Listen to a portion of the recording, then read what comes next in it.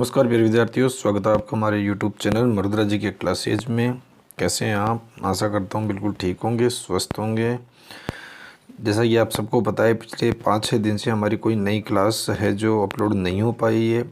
इसके पीछे बहुत से रीज़न रहे हैं, कुछ स्वास्थ्य कारण भी इसके पीछे रहे हैं। तो इसके लिए मुझे खेद है कि मैं आपको नियमित जो क्लास अभी उपलब्ध नहीं करवा पाया, लेकिन आपको विश्वास दिलाता हूँ आगामी टाइम में जिस प्रकार से हमारी पहले क्लासेस चल रही थी उसी प्रकार से निरंतरता क्लासों के अंदर बनी रहेगी, उसी प्रकार से क्लासें आपको मिलती रहेगी। ठीक है, तो आज हम बात कर रहे हैं विश्व की प्रमुख जनजातियों की, चैप्टर 2 की बात कर रहे हैं भाई। ठीक है, चैप्टर 2 के अंदर ये देखिए, चैप्टर 2 की बात कर रहे हैं हम। चैप्टर 2 विश्व की प्रमुख जनजातियों की बात कर रहे हैं। चैप्टर 1 के जितने भी महत्वपूर्ण क्वेश्चन थे वो हमने पिछली क्लास के अंदर हल कर लिए थे, और जो चैप्टर 2 है उसके जो विश्व की प्रमुख जनजातियां हैं, वो जो इसके मोस्ट क्वेश्चन है जो बार बार परीक्षाओं के अंदर आपसे पूछे जाते हैं, वो क्वेश्चन हम आज हल करेंगे। लेकिन हल करने से पहले मैं आपको बता दूँ कि इसके हमने 2 पार्ट किए हैं भाई, 2 पार्ट किए हैं, ताकि क्लास है जो अधिक लंबी नहीं हो और आपको इसमें बोरियत महसूस नहीं हो। ठीक है, तो जो पार्ट 1 है वो आज हल करेंगे, और जो पार्ट 2 है वो नेक्स्ट क्लास के अंदर हल करेंगे। ठीक है, तो देखिए अन्य महत्वपूर्ण प्रश्न जो कि बार बार परीक्षाओं के अंदर आपसे पूछे जाते हैं। तो देखिए प्रश्न नंबर 1, स्लेज क्या है? आप सबको पता है स्लेज क्या है। स्लेज एक पहिए विहीन गाड़ी है, बर्फ पर चलने वाली पहिए विहीन गाड़ी है जिसे कुत्ते व रेंडियर खींचते हैं। नेक्स्ट क्वेश्चन है, भीलों द्वारा पहाड़ी क्षेत्रों में की जाने वाली जूमिंग कृषि को, पहाड़ी क्षेत्रों में की जाने वाली जूमिंग कृषि को क्या कहते हैं? ध्यान देंगे भाई, भील जनजाति जो पहाड़ी क्षेत्रों में जूमिंग कृषि करते हैं, मैंने आपको बताया था जूमिंग कृषि, स्थानांतरित कृषि को जूमिंग कृषि कहा जाता है। अन्य अन्य स्थानों पर अन्य अन्य नामों से इसे जाना जाता है। मैंने बढ़िया तरीके से आपको क्लास के अंदर समझा दिया था। ठीक है, तो देखिए जूमिंग कृषि को अगर पहाड़ी क्षेत्रों में करते हैं तो उसे कहते हैं चिमाता। जूमिंग कृषि को भील जनजाति अगर पहाड़ी क्षेत्रों में करती है तो उसे क्या कहते हैं? उसे कहते हैं चिमाता। और अगर वो इसी कृषि को कहाँ करती है? मैदानों में करती है, तो उसे क्या कहते हैं? दजिया। क्या कहते हैं भाई? दजिया कहते हैं। समझ में आ गया होगा आपको। भील जनजाति द्वारा पहाड़ी क्षेत्रों में की जाने वाली जूमिंग कृषि को क्या कहते हैं? चिमाता। और मैदानों में करते हैं उसे क्या कहते हैं? दजिया। नेक्स्ट है, एस्किमो द्वारा बोली जाने वाली भाषा का क्या नाम है? एस्किमो द्वारा बोली जाने वाली कौन सी भाषा है? एस्किमो कौन सी भाषा बोलते हैं? एस्किमो एल्यूट भाषा बोलते हैं भाई। कौन सी भाषा बोलते हैं? एस्किमो एल्यूट भाषा का प्रयोग करते हैं। नेक्स्ट है, क्रॉस क्या है? देखिए क्रॉस के बारे में मैंने आपको पहले ही बताया है। क्रॉस क्या है? क्रॉस एक विशेष प्रकार का महिलाओं द्वारा पहने जाने वाला वस्त्र होता है जिसे स्थानीय भाषा में चोगा कहते हैं। इसको एप्रन टाइप होता है, इसको लटका कर आगे और पीछे औरतें क्या करती है, इसको चौकोर होता है, इसको लटका कर पहनती है। एप्रन होता है जिसको स्थानीय भाषा में चोगा कहा जाता है। ठीक है, नेक्स्ट क्वेश्चन है, बेचवानालैंड कहाँ स्थित है? बेचवानालैंड कहाँ स्थित है? देखिए बेचवानालैंड कहाँ स्थित है? तो देखिए प्रश्न पूछ रहा है बेचवानालैंड कहाँ स्थित है। इसके बारे में मैंने आपको बहुत ही बढ़िया तरीके से आपको समझाया था, मानचित्र की सहायता से इसको बढ़िया तरीके से मैंने आपको बताया था। बेचवानालैंड कहाँ स्थित है? बेचवानालैंड अगर महाद्वीप में पूछे तो अफ्रीका महाद्वीप में। अफ्रीका महाद्वीप में कहाँ है? 18 डिग्री दक्षिणी अक्षांश से 24 डिग्री दक्षिणी अक्षांश के मध्य का जो क्षेत्र है वो क्या है? बेचवानालैंड है भाई। ठीक है, नेक्स्ट क्वेश्चन है, भीलों का बेणेश्वर मेला। अब देखिए क्या पूछ रहा है? भीलों का। सबसे पहले कौन जनजाति का पूछ रहा है? भील जनजाति का पूछ रहा है। क्या पूछ रहा है? बेणेश्वर मेला कब व कहाँ लगता है? ये आपकी परीक्षा के अनुसार भी महत्वपूर्ण क्वेश्चन है, और कई बार है जो कंपटीशन क्लास के अंदर जो कॉम्पिटिटिव एग्जाम होते हैं उनमें भी कई बार ये क्वेश्चन पूछा गया है। क्या प्रश्न है कि जो भील जनजाति है उनका जो मेला लगता है, कौन सा मेला? बेणेश्वर मेला, वो कब है कहाँ लगता है? तो ध्यान देंगे, भील जनजाति का जो बेणेश्वर मेला है वो लगता है राजस्थान की त्रिवेणी में। अब त्रिवेणी कहाँ है? त्रिवेणी कहाँ बनाती हैं? 3 नदियाँ जहाँ मिलती है उस स्थान को क्या कहते हैं? त्रिवेणी। अब त्रिवेणी के अंदर कौन कौन सी आ रही है यहाँ पर नदियाँ? सोम, माही और जाखम। सोम, माही और जाखम। सोम, माही, जाखम, ये 3 नदियाँ जहाँ मिलती है वहाँ जो त्रिवेणी बनता है, कहाँ मिलती है? ये डूंगरपुर में। तो डूंगरपुर में लगता है कौन सा मेला? भीलों का बेणेश्वर मेला। कहाँ लगता है? डूंगरपुर में। कब लगता है? जनवरी व फरवरी माह में। जनवरी व फरवरी माह में लगता है भाई। समझ में आ गया आप लोगों को? ठीक है, आगे बढ़ते हैं। आगे बात करते हैं कर्मक क्या है। कर्मक देखिए, इसके अंदर कन्फ्यूज होने की आवश्यकता नहीं है। मैंने आपको जब क्लास ली थी तभी बताया था, कर्मक और कार्मिक दोनों अलग अलग चीज़ें हैं। कर्मक तो क्या होता है कि 5 से 6 फीट जमीन के अंदर भूमिगत और 2 से 3 फीट बाहर की ओर जो भी एस्किमो जनजाति द्वारा अधिवास बनाए जाते हैं, मकान बनाए जाते हैं, उन्हें क्या कहते हैं? कर्मक कहते हैं। अच्छा, और कार्मिक क्या होता है? कार्मिक होता है जो जूतों को बोलते हैं। कार्मिक किसको बोलते हैं? जूतों को। कार्मिक या मुकलुक्स बताया था मैंने आपको। तो कार्मिक और मुकलुक्स किसको बोलते हैं? जूतों को बोलते हैं। और कर्मक क्या होते हैं? आवास होते हैं। जिस शीतकालीन में जो आवास बनाते हैं उनको क्या कहते हैं? इग्लू। इसी प्रकार से ये एस्किमो द्वारा बनाए जाने वाले क्या हैं? आवास है। ठीक है, नेक्स्ट हम बात करते हैं बुशमैन किस तरह के निवास गृह में रहते हैं। अब बात कर रहे हैं, ये पूछ रहा है कि बुशमैन जनजाति के बारे में, कि बुशमैन जनजाति किस प्रकार के निवास गृह के अंदर रहती है। तो मैं आपको जानकारी के लिए बता दूं, बुशमैन जनजाति चट्टानी क्षेत्र हैं, चट्टानी जो भी पहाड़ी क्षेत्र हैं उनके अंदर, साथ ही खुले के अंदर ही क्या करते हैं? झोपड़ियाँ लकड़ियों से और खाल से बनाकर उनके अंदर निवास करती है। अगला क्वेश्चन है, प्रसिद्ध, बहुत ही अच्छा और प्यारा क्वेश्चन है, प्रसिद्ध एटोसा राष्ट्रीय उद्यान कहाँ स्थित है। अब देखिए कौन सा पूछ रहा है? एटोसा राष्ट्रीय उद्यान। एटोसा राष्ट्रीय उद्यान पूछ रहे कहाँ है? कालारी मरुस्थल में। बताया था मैंने आपको, एटोसा राष्ट्रीय उद्यान कहाँ स्थित है? कालारी मरुस्थल में। अच्छा, अगला क्वेश्चन है पेंडाकृषि। कौन सी कृषि? पेंडाकृषि। ये क्वेश्चन मैंने अभी आपको बताया नहीं, क्योंकि ये क्वेश्चन है जो गोंड जनजाति से संबंधित है बेटा। और गोंड जनजाति अभी हमारी शेष है, हमने अभी उसको पढ़ा नहीं है। तो इसको आप है, मैं इसका आंसर अभी बता देता हूँ, और जैसे ही पढ़ेंगे ये आपको कॉन्सेप्ट क्लियर हो जाएगा। तो पेंडाकृषि कहाँ की जाती है? पेंडाकृषि मध्य प्रदेश के एमपी के बस्तर में की जाती है। मध्य प्रदेश के बस्तर में की जाती है। और जो तीव्र पहाड़ी ढाल होते हैं उन पर सीढ़ी नुमा खेत बनाकर की जाती है। मान लीजिए भाई ये कोई पहाड़ी क्षेत्र है, तो इसके अंदर यूँ सीढ़ी नुमा खेत बनाकर, इस प्रकार से सीढ़ी नुमा खेत बनाकर और ये कृषि की जाती है। कौन सी कृषि? पेंडाकृषि की जाती है। ठीक है, अगला है जनजातियों की अर्थव्यवस्था का आधार क्या है। अर्थव्यवस्था का आधार पूछ रहा है। अब चाहे वो एस्किमो हो, चाहे बुशमैन हो, चाहे भील हो, चाहे गोंड हो, चाहे संथाल हो, चाहे कोई सी भी जनजाति हो, उसकी अर्थव्यवस्था का आधार क्या है। तो अर्थव्यवस्था का आधार देखिए, जनजातियों का मोस्टली क्या होता है? आखेट, संग्रहण। ठीक है, आखेट, संग्रहण, ये क्या होता है? इनकी जनजातियों की अर्थव्यवस्था का आधार होता है भाई। नेक्स्ट क्वेश्चन नंबर 12, ध्रुवीय व ठंडे प्रदेशों में निवास करने वाली 2 जनजातियों के नाम बताना है। ध्रुवीय व ठंडे प्रदेशों में निवास करने वाली 2 जनजातियों के नाम लिखिए। तो 2 जनजाति कौन सी है? मैंने आपको बहुत सी जनजातियाँ बताई है, आपको 2 लिखनी है, जिसके अंदर एक आपकी एस्किमो, सेमोयड्स, याकूत, चकची, तुंग। ठीक है, जो भी आपको अच्छी इजीली याद रहे तो वो आपको इसके अंदर नोट करनी है भाई, लिखना है, इसका आंसर आपको देना है। अगला है उष्ण व कालारी मरुस्थल में निवास करने वाली जनजाति। उष्ण व कालारी मरुस्थल में निवास करने वाली जनजाति का नाम बताइए। तो कालारी मरुस्थल में कौन सी जनजाति निवास करती है? आप सबको पता है कौन सी जनजाति निवास करती है? बुशमैन। कौन सी जनजाति निवास करती है? बुशमैन जनजाति निवास करती है।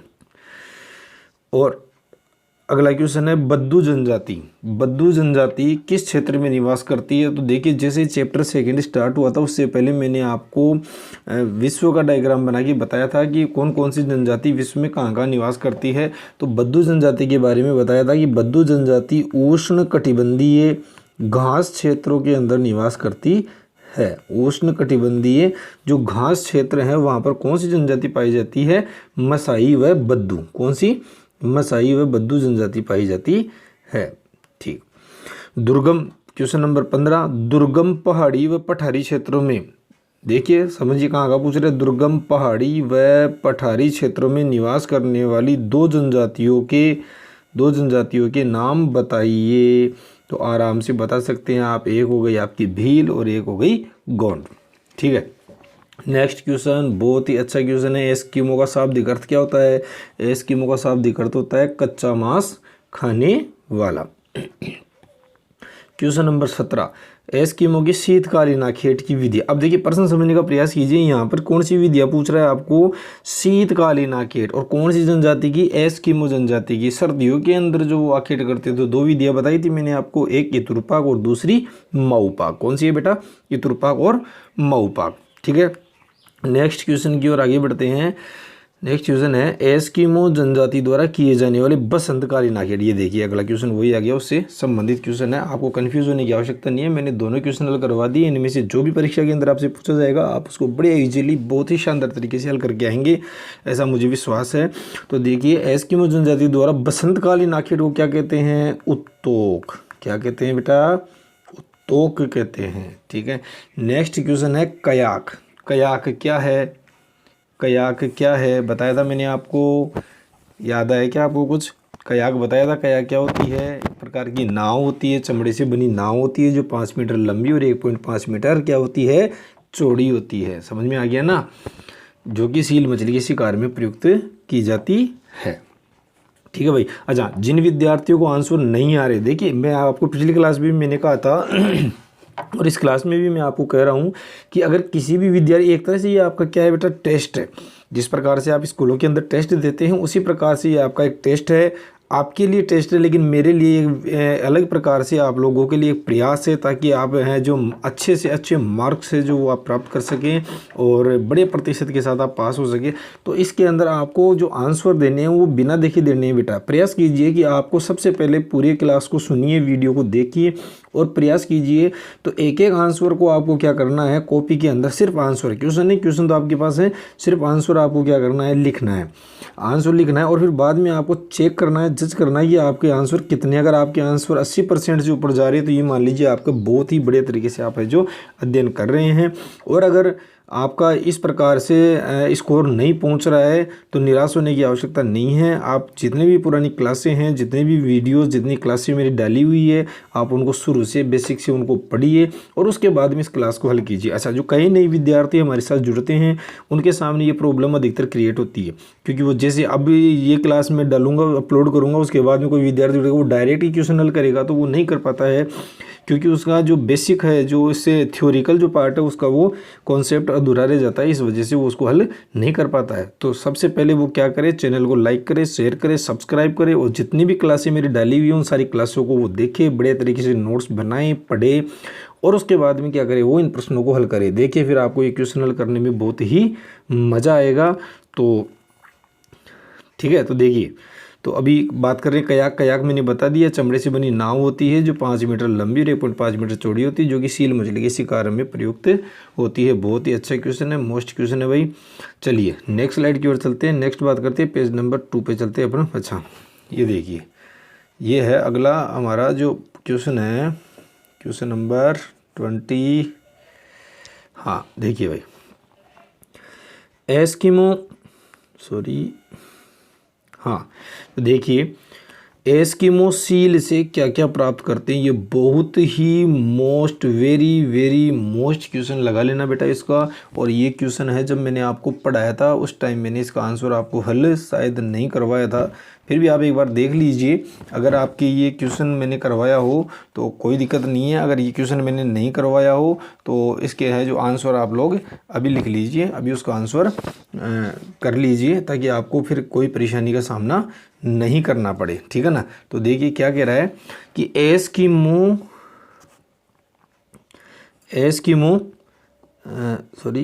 सील से क्या क्या प्राप्त करते हैं, या तो ऐसे लिख लीजिए, या फिर इसका प्रश्न यूं भी हो सकता है कि एस्किमो लोगों के जीवन में सील का क्या महत्व है। अच्छा, इसका अथवा लगा कि आप और लिख लीजिए क्वेश्चन, अथवा लगा के एक प्रश्न, जैसे एक तो प्रश्न ये बन रहा है एस्किमो सील से क्या क्या प्राप्त करते हैं। ठीक है।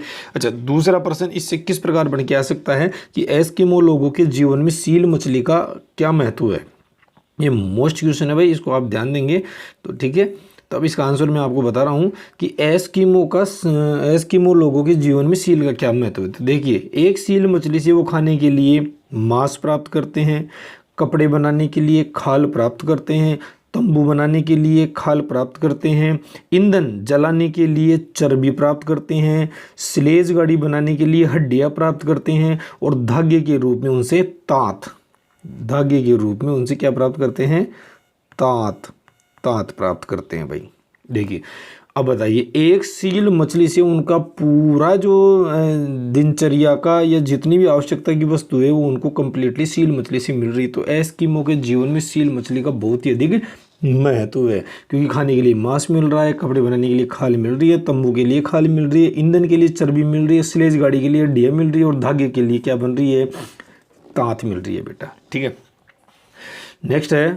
नेक्स्ट क्वेश्चन है इग्लू क्या है। सब जानते हैं आप इग्लू क्या है। एस्किमो के शीतकालीन क्या होते हैं, बर्फ से बने मकान होते हैं। अच्छा, कार्मिक क्या होता है, कार्मिक मुक्लोक्स। अभी मैंने अभी थोड़ी देर पहले ही मैंने 5 मिनट पहले बात की है कि कर्मक और कार्मिक के अंतर आप लोग अंतर बताया मैंने आप लोगों को अभी थोड़ी देर पहले। तो कार्मिक मुक्लोक्स ये क्या होते हैं, जूते होते हैं बेटा। नेक्स्ट है बुशमैन जनजाति की। अब बात कर रहे हैं बुशमैन जनजाति के प्रमुख औजारों की बात कर रहे हैं कि बुशमैन जनजाति कौन कौन से औजार है जो काम में लेती है। तो देखिए लगभग इनके औजारों में और उनमें कोई खास भिन्नता नहीं है, फिर भी मैं आप लोगों को औजारों के बारे में अगर बात करें तो बता दूं कि ये तीर कमान, नुकीला डंडा, भाला, बर्छा, अग्निदंड, इस प्रकार के औजार ये काम में लेते हैं भाई। ठीक है, और वैसे मैंने आपको क्लास के अंदर ये बताया हुआ है। बहुत सारे मतलब एक भी क्वेश्चन आपको यूँ नहीं मिलेगा कि मैंने आपको क्लास के अंदर नहीं बताया हो। फिर भी मान लीजिए ये पर्सनल करवा रहे हैं ताकि कोई क्वेश्चन आपके है जो अगर रहता भी है तो आप उसको मिस नहीं करें और परीक्षा के अंदर उसको आपको किसी प्रकार का नुकसान नहीं हो बेटा। ठीक है, देखिए अब है क्वेश्चन नंबर 24। बुशमैन शुतुरमुर्ग के अंडों का क्या उपयोग करते हैं। जो शुतुरमुर्ग बताया था मैंने आपको, तो उसके अंडों का क्या उपयोग करते हैं। तो देखेंगे कि बुशमैन शुतुरमुर्ग के अंडों का क्या काम में लेते हैं, ये उसके अंदर उपयोग करते हैं तो जल रखने में और आभूषण बनाने में। तो आप क्या आंसर देंगे, बुशमैन शुतुरमुर्ग के अंडों का उपयोग जल रखने में और आभूषण बनाने में करते हैं। ठीक है भाई। नेक्स्ट क्वेश्चन है भील जनजाति के संबंध में कर्नल जेम्स टोड की बात कर रहा है कि उनके क्या विचार थे। भील जनजाति के संबंध में कर्नल जेम्स टोड के या कर्नल टोड के क्या विचार थे, आपसे क्या विचार है या क्या विचार थे आपसे पूछ रहा है। तो देखिए मैंने आपको 5-7 जो विचार बताए थे कि भीलों की उत्पत्ति किस प्रकार हुई है, महाभारत में इस प्रकार हुई है बताया गया है, रामायण में इस प्रकार बताया गया है, पुराणों में इस प्रकार, ऐतिहासिक दृष्टि से इस प्रकार। तो जो मैंने वो वाला बिंदु पढ़ाया था तो उसके अंदर मैंने आपको जो कर्नल जेम्स टोड के बारे में भी बताया था। और कर्नल जेम्स टोड ने भीलों के बारे में क्या कहा है कि ये वे लोग हैं जो मेवाड़ के अरावली पर्वत श्रेणी में रहते थे। कहाँ रहते थे, मेवाड़ के अरावली पर्वत श्रेणी में रहते थे। और जब महाराणा प्रताप और किसके मध्य, महाराणा प्रताप और अकबर की सेना के मध्य जब युद्ध हुआ था तो इन्होंने महाराणा प्रताप की मदद की थी उस युद्ध के अंदर। तो ये विचार किसने दिया था, कर्नल जेम्स टोड ने दिया था भाई। ठीक है, नेक्स्ट क्वेश्चन की ओर आगे बढ़ते हैं। नेक्स्ट क्वेश्चन है बेटा भील जनजाति का क्या बताइए, निवास क्षेत्र बताइए। तो मैंने आपको बताया था कि मैंने पहाड़ियों के हिसाब से अगर भौतिक प्रदेश के हिसाब से बात करें तो भील जनजाति कहाँ, अरावली, विंध्याचल, सतपुड़ा की पहाड़ियों में। और राज्यों के अनुसार बात करें तो राजस्थान, मध्य प्रदेश, गुजरात और महाराष्ट्र के अंदर ये मुख्य रूप से संकेंद्रित हैं। बताया था ना आपको, बिल्कुल जो भारत का मैंने मानचित्र बनाया था बोर्ड पे और उसको बड़े तरीके से मैंने आपको समझाया था। फिर भी अगर किसी विद्यार्थी को कोई समस्या है तो वो मेरी क्लास भील जनजाति वाली क्लास है जो देख सकता है और बड़े तरीके से इस कॉन्सेप्ट को हल कर सकता है। रटना नहीं है बेटा, जैसा मैंने बता दिया कि ये इन पहाड़ियों में और इन राज्यों में है तो इस प्रकार रटना नहीं है, आपको वहाँ जाके क्लास को देखना है और उसको समझना है। नेक्स्ट हम बात करें प्रश्न संख्या 27 और 28, इसका आंसर आप सबको आता है। अभी मैंने जस्ट थोड़ी देर पहले बताया चिमाता क्या है, कि भीलों द्वारा जो जूमिंग कृषि पहाड़ों में की जाती है वो चिमाता और मैदानों में की जाती है उसको क्या कहते हैं, दजिया कहते हैं। दोनों ही मोस्ट है, दोनों को आप मोस्ट कर लीजिए और बढ़िया तरीके से इसको याद कर लीजिए। चलिए आगे बढ़ते हैं, लास्ट 2 क्वेश्चन और रहे हैं और फिर आगे की बात करते हैं। प्रश्न नंबर 29 बहुत ही अच्छा और बहुत ही प्यारा क्वेश्चन है कि भीलों का मुख्य भोजन क्या है। भील मुख्य रूप से क्या कहते हैं, क्या खाते हैं। भील मुख्य रूप से है जो मक्का खाते हैं भाई, क्या खाते हैं, मक्का खाते हैं। और प्रश्न नंबर 30 लास्ट प्रश्न, फटकिया क्या है। फटकिया क्या है, फटकिया है पक्षियों को पकड़ने के लिए एक प्रकार का फंदा होता है। क्या होता है फटकिया, यानी भील जनजाति द्वारा काम में लिया जाता है ये। तो इसको क्या कहते हैं कि पक्षियों को पकड़ने के लिए एक प्रकार का फंदा होता है जिसे क्या कहा जाता है, फटकिया होता है। यानी पक्षियों को पकड़ने के लिए एक विशेष प्रकार का फंदा काम में लिया जाता है जिसे फटकिया कहते हैं। और कौन जनजाति काम में लेती है, भील जनजाति काम में लेती है। ये हो गया बेटा हमारा जो चैप्टर 2 था उसका पार्ट 1। पार्ट 2 भी है। पार्ट 2 इसलिए मैं अभी आपके सामने एक साथ नहीं लेके आया ताकि वीडियो ये क्लास हमारी बड़ी हो जाएगी और आपको इसको समझने में, क्योंकि देखिए मेरा बताना थोड़ा जल्दी हो जाता है और आप है जो इसको नोट करेंगे तो आपको अधिक समय लगता है। तो नेक्स्ट पार्ट के अंदर जो शेष रह गया वो मैं आपके सामने लेकर उपस्थित होऊंगा और जो हमारा गौड़ जनजाति है वो कॉन्सेप्ट ही अपन क्लियर करेंगे। तो जो पिछले 5-7 दिन का जो भी नुकसान हुआ है मैं प्रयास करूंगा जल्दी से जल्दी और अधिक से अधिक वीडियो डाल के आपका जो भी नुकसान हो उसकी भरपाई मैं करूं। तो देखिए इस समय क्या है, मौसम इस प्रकार से चल रहा है कि विभिन्न प्रकार के वायरल है और कई प्रकार की स्वास्थ्य संबंधित परेशानियां हो जाती है। तो आप कोई दिक्कत नहीं है, आप हमारे साथ जुड़े रहिए, अपने भी स्वास्थ्य का ध्यान रखिए और अपने परिवार का भी ध्यान रखिए और बहुत ही बढ़िया तरीके से अपने इसको लेके आगे बढ़ेंगे और बहुत बढ़िया तरीके से समझेंगे। और जुड़े रहिए हमारे साथ। बहुत बहुत धन्यवाद। जय हिंद, जय भारत, बेस्ट ऑफ लक।